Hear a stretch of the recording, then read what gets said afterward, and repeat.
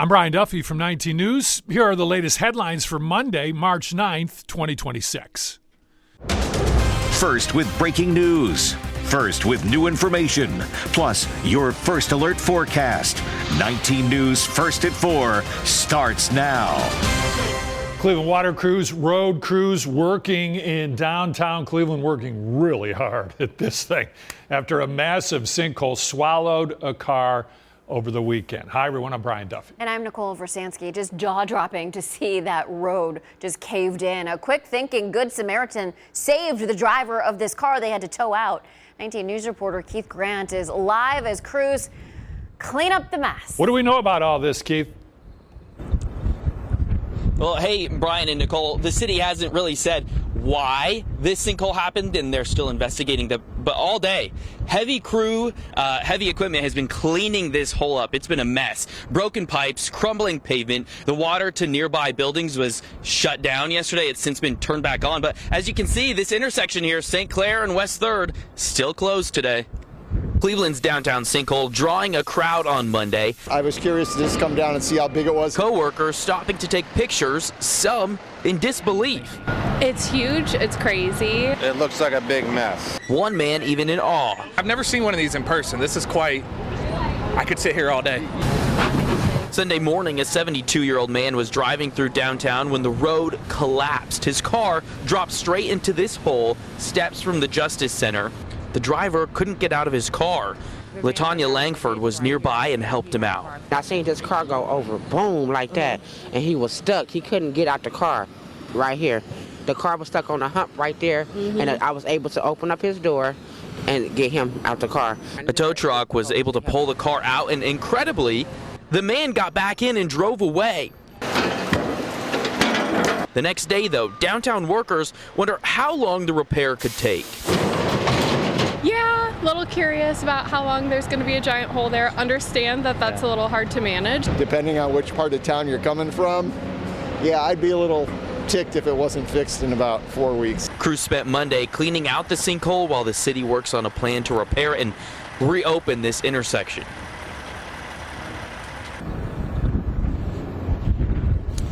All right, look at this hole. It just keeps getting bigger and bigger as those crews today cleaned up the hole. We were also seeing, if you want to point over to our right here, Walls, cars are getting stuck at the intersection. It's still closed.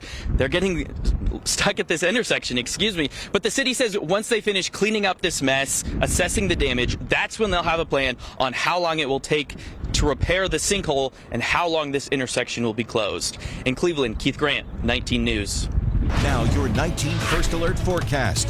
Certified most accurate since 2004. Boy, you see the beautiful sunshine in Keith's live shot. It's just been such a gorgeous day. Your First Alert, we've got warmer temperatures to talk about. Yeah, we sure do. But then we're moving to Wednesday, which we've got to keep our eye on at this point, as Jason Nicholas is here with us at 4 o'clock. Big appearance for you, Jason. I know you're pretty fired up to make an appearance. Yeah, that's right. That's exactly right. Beautiful day today, though. Hopefully, folks have gotten out to enjoy it. Tomorrow's not going to be bad either. And then, as John was talking about at 3, Wednesday gets a little bit bumpy. So let's get right to it, show you what's going on. Live look at the beach, and look at this. I think this may be the first time we have seen folks actually out on the beach. Those are beach towels and folks enjoying some sunshine. Look at that, about a few dozen people there. And then, by the way, there's that little separation there. That's the dog beach back that way. So, wow, this actually looks like something we might see in summer if we had leaves on that tree. But overall, boy, what a beautiful weather day today. And we had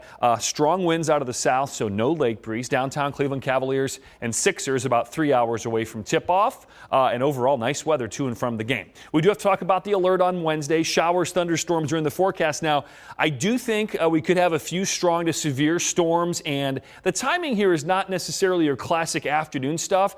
I think we could even have a little bit in the morning, too. Obviously, later in the day, you have the better chance for severe, but still can't rule out some strong stuff in the morning. Impacts, wind damage, hail, and heavy rain. So we look at our storm threats here. You can see some bursts of heavy rain, certainly possible. We'll have to watch out for some localized flooding. Gusty winds. Any storm that turns strong to severe will likely be due to those strong winds. Can't rule out large hail, quarter size, and also it's a low risk, but it is not a zero risk of tornadoes. And of course, you know, We will be all over it should we get any type of severe weather on Wednesday. Always our goal to give you that first alert. We'll walk you through it coming up. Jason, thank you.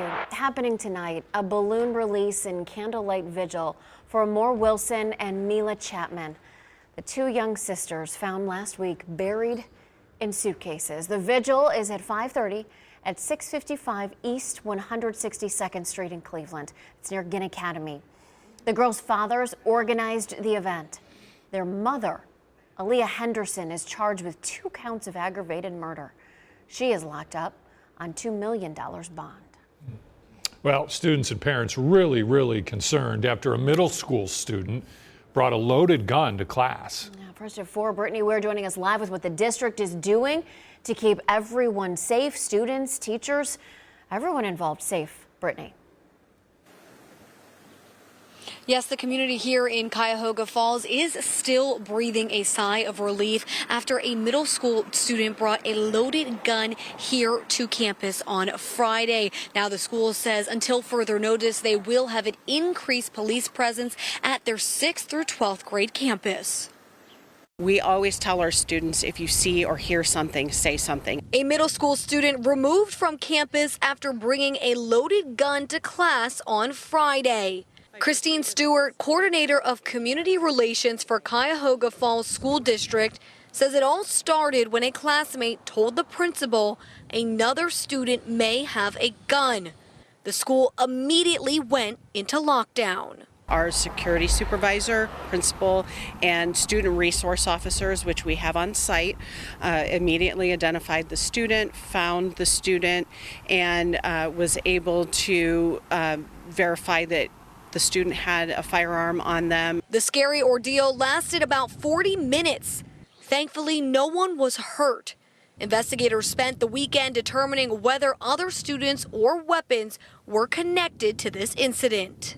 They continue over the weekend to investigate and provide any more information, and this morning and for the foreseeable future they will be on our campus as extra presence to provide reassurance for our families and students. The student, whose name is not being released, is charged with 3 felonies. The district says the tip from students made all the difference. It changed the course of this entire investigation. It's so important that if they hear something, that they tell a trusted adult or security supervisor or use our Safer Ohio school tip line. And the district is offering counseling for any students who may need it. And the school administration says that Friday's events just prove that their safety protocols do, in fact, work. In Cuyahoga Falls, Brittany Weir, 19 News. Now, this was a shocker this morning. Ohio State University looking for a new president after Ted Carter resigned. Carter told trustees there that he had an inappropriate relationship with someone seeking public resources to support her personal business. Told the board about the relationship and then offered to resign. The board accepted. Carter has led the university for only just over 2 years, taking over leadership on January 1st of 2024.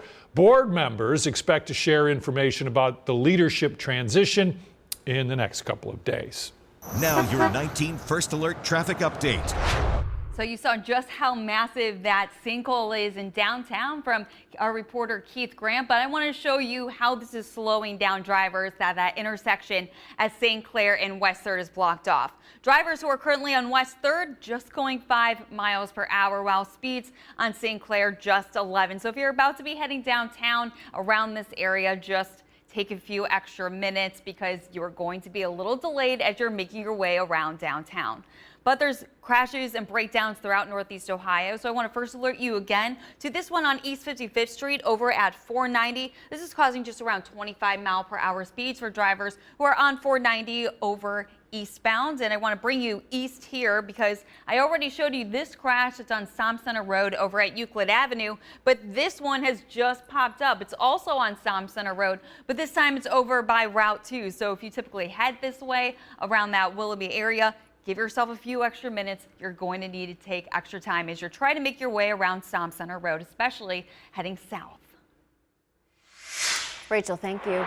Well, oil is back under $100 a barrel right now, but it briefly hit $119, a level not seen since Russia invaded Ukraine 4 years ago. So the increase comes as the war continues against Iran. Gwen Baumgardner is hearing from drivers filling up their cars at a much higher price than just last week. As black smoke from an Iranian oil refinery rises, so do gas prices here in the U.S. Probably going to get worse before it gets better. AAA reports the average cost of a gallon of regular gas is $3.48, up nearly 50 cents from a week ago. I remember when gas was $4. I'm not looking forward to it. The highest gas prices in the country are in California. At this Los Angeles pump, regular gas is $5.19 a gallon.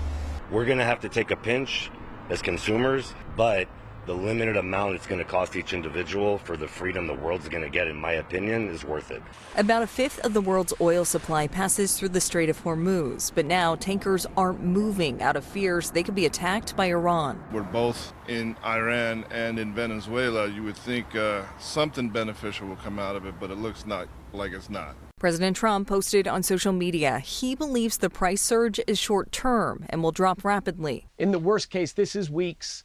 This is not months, and it leads to a much better place. It leads to an Iran that's defanged. Maritime historian Salvatore Mercogliano says the U.S. doesn't have the resources to defend ships in the strait right now. Even if we open up the strait tomorrow and go back to normal traffic, you've already caused a disruption. It's going to take weeks to get everything back into order. On Tuesday, energy ministers from the G7 countries, including the U.S., are expected to discuss the possible release of strategic oil reserves.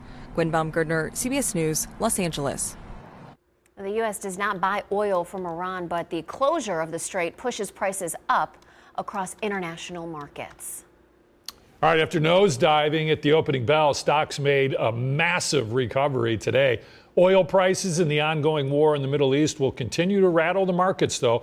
All three indices were at one point down over a percent, but all three finished in the green. The Dow up 239, the S&P finished up almost 1%, the NASDAQ finished up over 1.25%, 308 points. Well, after finding out that two young girls had died and been put in suitcases, one of their fathers came to our Harry Boomer saying he had been trying to use the courts to actually get a chance to just see his daughter. Mila Chapman was just 8 years old. We decided to check in on the status of Senate Bill 174. It could have helped possibly in this situation. Our Dan DeRose spoke with the state senator today about this bill. And this is all about trying to get more equal access to children's rights. This bill actually passed in November in the Senate. It's now been sitting in committee in the House, and we hope there's going to be some movement on this spring. First of all, here's the biggest thing it does. It bans all courts that have what's called a standing schedule that says if there's no parenting plan put out when they come to court, no more can a court just say, okay, the mother gets custody and the father gets every Wednesday and every other weekend. That has to be just thrown out, that there can't be this just blanket policy where the mother gets more rights than the father. Now they must submit a parenting plan that talks about things like how much each side is going to get when it comes to parenting, how much time, and that there are rights to decision making. There are a lot of decisions that are made for kids, and it can't just be one-sided on that side as well. This is a big one. It prohibits courts from giving preference to the father or the mother because of financial status or gender. The judge just can't say, well, the dad has to make money, so he has to go to work, so the mom gets the child. That can't happen. Here's a protection mode. This may have helped in this situation last week in Cleveland. The father or mother can file a complaint at no charge. Think about that. That could be a hurdle that would cause somebody not to go through with putting in a complaint in the allocation of parenting, saying, why am I not getting as much parenting? And it would be an expedited hearing. I spoke to one of the sponsors on this bill in the Senate. They are going to push and push to get it through the House this spring. we certainly want to break down barriers and make sure that both parents have an opportunity for a meaningful relationship with their child. And you're right, the filing fee can be a barrier, but we also want to expedite the process. Say you just find out your dad. This allows you to request visitation, either you or the mother, and an expedited process within 30 days, have a hearing and temporary orders in place. There are 60 groups that were in support of the changes to these rules. Most of those groups were some of the state's top leading anti-domestic violence groups. This is legislation that would update an outdated existing system here in the state. Now your 19 First Alert forecast, certified most accurate since 2004. All right, live look right now, Edgewater Beach. Boy, folks enjoying a little afternoon. Temperatures today in the upper 60s, low 70s. Add to that wall-to-wall sunshine. Wow, what a day in early March. I was thinking today, I go, boy, this would be great on St. Patrick's Day. This would be great for the Guardians home opener, which I believe now is probably just 3 weeks from this upcoming Friday, April 3rd. Also a live look right now, Rocket Arena. Great weather heading to and from the Cavaliers game tonight. They've got a 7 o'clock tip with the Sixers. Take a look at our First Alert weather day, though. This is for Wednesday. So after a relatively quiet weather day tomorrow, we'll have a few more rain showers around. Thunderstorms move in on Wednesday. And this is not going to be necessarily an afternoon and evening thing like we normally would see. This will be likely an all-day threat. Could even start in the morning. Better chances for severe in the afternoon and evening. Wind damage, hail, and heavy rain. Have a way to get your warnings.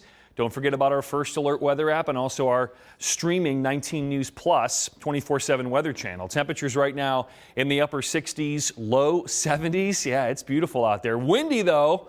Winds gusting right now 20s and 30s, so definitely windy conditions. And those strong winds, by the way, prevent that lake breeze from happening. Look at downtown Cleveland right now, 72 and sunny. I would love to bottle this up and save it for another day, too. Upper 60s, low 70s as you move inland. Great weather out and about there here this afternoon for Monday in March. Colder air eventually moving in. That's going to be towards the end of the week. Wednesday is going to be that big transition day where temperatures are going to fall off a cliff.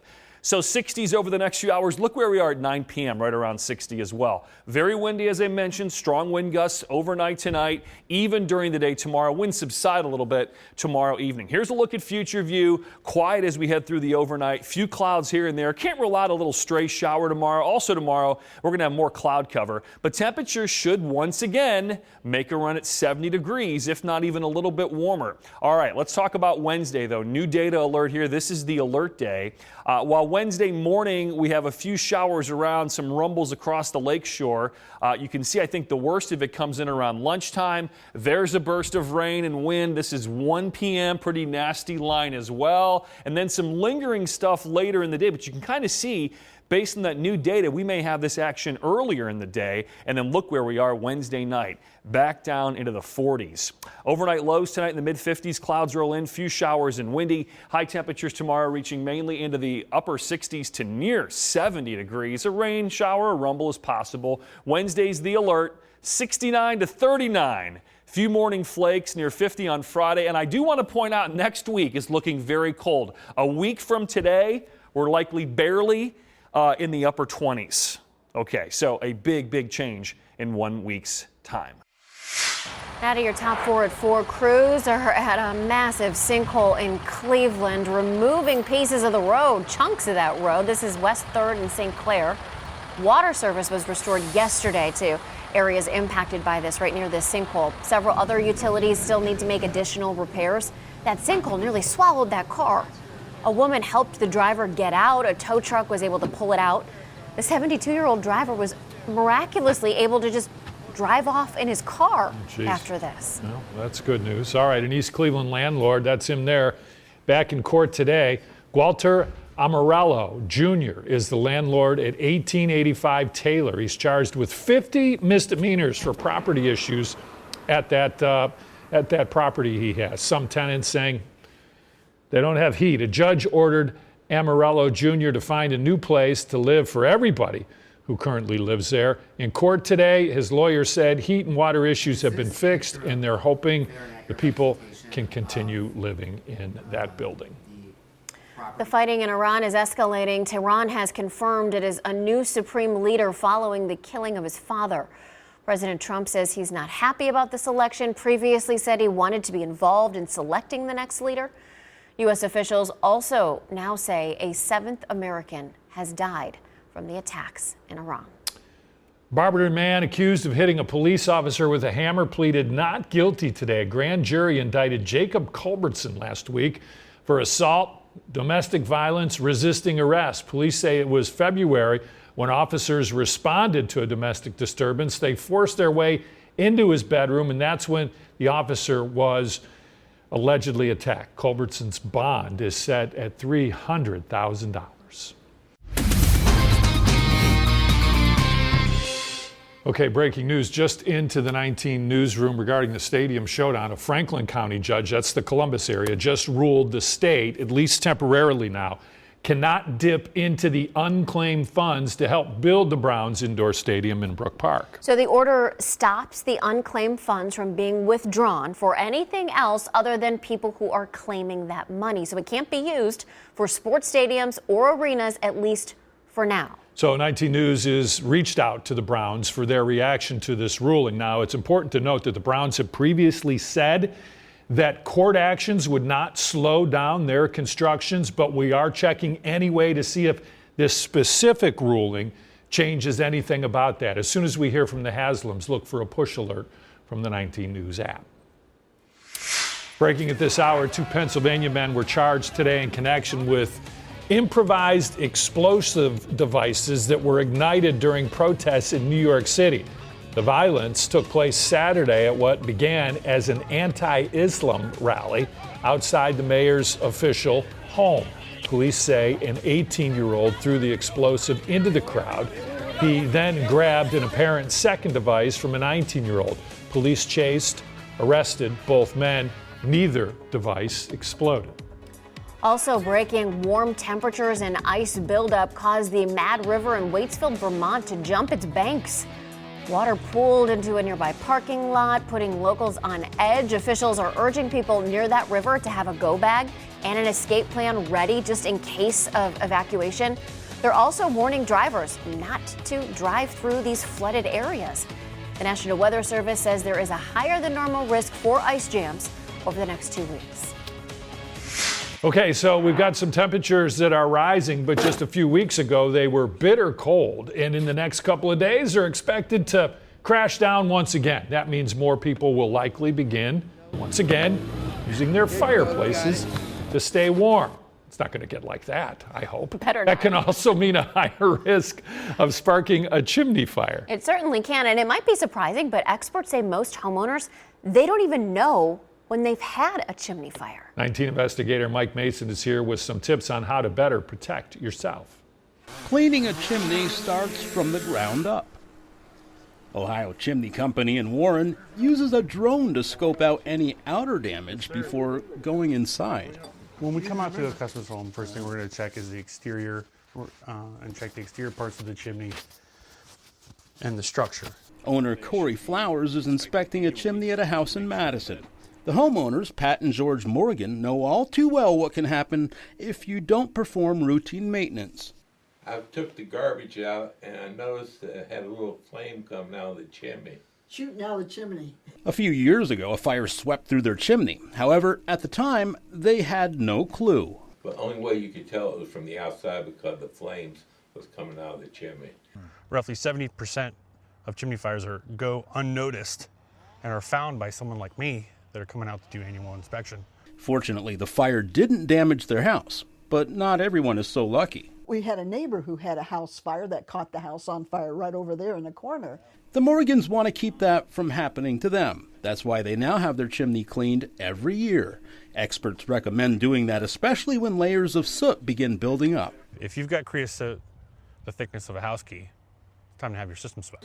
After the Morgans have their chimney swept out and vacuumed up, they feel safe using their wood-burning stove for another winter. 19 Investigates found data on chimney fires reported throughout Northeast Ohio over the past 4 years.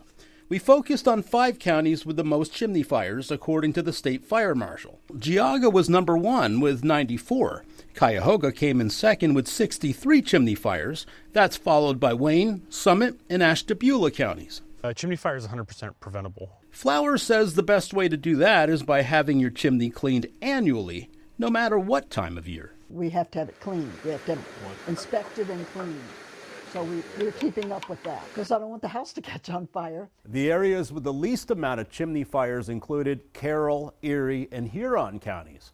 Flowers says it doesn't matter what type of fuel your chimney uses, it still needs to be cleaned every year just to be safe.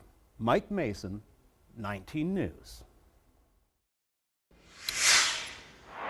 All right, Jason, thank you. A grand jury just indicted the man accused of carjacking and a chase in Elyria. Police say Desmond Lewis stole a woman's car at gunpoint. Police say video shows Lewis driving the wrong way down Route 20. His car engine at some point dies. Lewis was surrounded by police in the middle of the highway. After a half hour of negotiations, Lewis surrendered. He's being held on $575,000 bond. An awful story out of Ashtabula County. Someone dumped a dog in the APL parking lot last night and it died. This elderly dog spent the night out in the cold. When someone arrived at the shelter this morning, she was barely alive. She had to be euthanized.